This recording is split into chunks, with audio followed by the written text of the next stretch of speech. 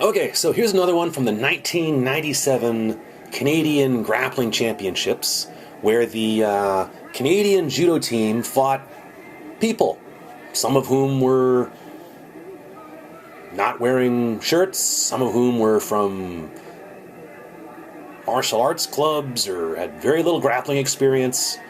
And now it's a guy wearing black, perhaps from a ninjutsu club. There's a nice tomoe nage.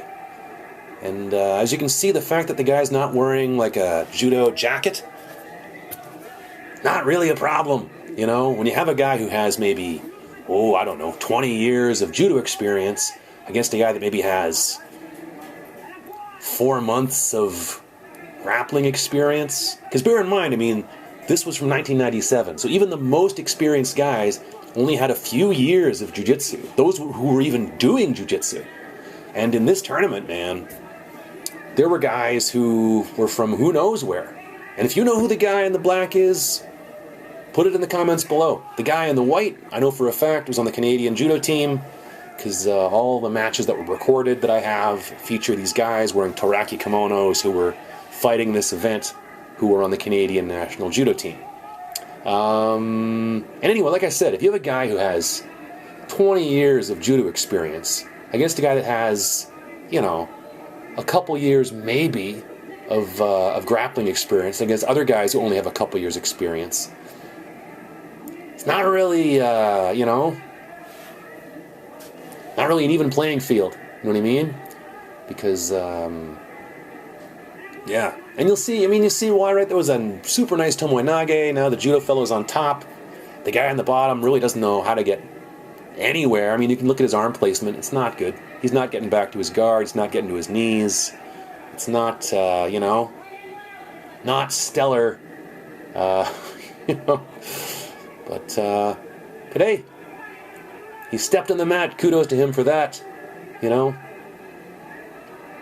can see later in this tournament, some guys, they see they're fighting a high-level judo player, they immediately pull guard, but not this guy. And he, suffered the consequences, which in this case were known as tomoe nage, which I sometimes call the Captain Kirk throw, over the guy goes, And now the judo guy, he was mounted there for a second. I have no idea what the rules were for this event. I don't think anybody knew. They just fight, and if somebody gets submitted, so be it. I think all submissions were legal. Look at this. Guy's going for kind of an omoplata. That's kind of cool. The guy in the black, I'm not sure knows really what he's doing whatsoever. Anyway, like I said, if nobody got submitted, the referees would just pick somebody. Oh, look at that! Look at the guy escaped that omoplata. The judo player's on his back now. Well done. Well done. Look at the guy in the black shirt. It's like, I learned how to escape omoplatas in my 6 months of ninja training, or whatever, Anyway, like I said, the rules, I don't know what they were, but you can see in this match and the other matches I'm putting up here, you never see the referee putting up points. It's just kind of like, if somebody gets submitted, so be it, and if nobody does, they just sort of pick somebody. I think just, is the guy not wearing a shirt? Oh no, his shirt's almost off. Anyway, is the judo guy helping him put his shirt back on? That's nice. I don't think he is. Yeah. Yep. But, I hear people say sometimes, oh yeah, fine, I do nogi because in real life you can't count on a guy wearing a jacket. But, as you see in this and other fights from this event, you look at right there. The guy's not wearing a jacket, but the judo guy just swept him and got on top. So, maybe that's not as big a factor as, as you might think. Did he submit him with something? I don't know, I guess he submitted him with something while I was chattering away there. There you go.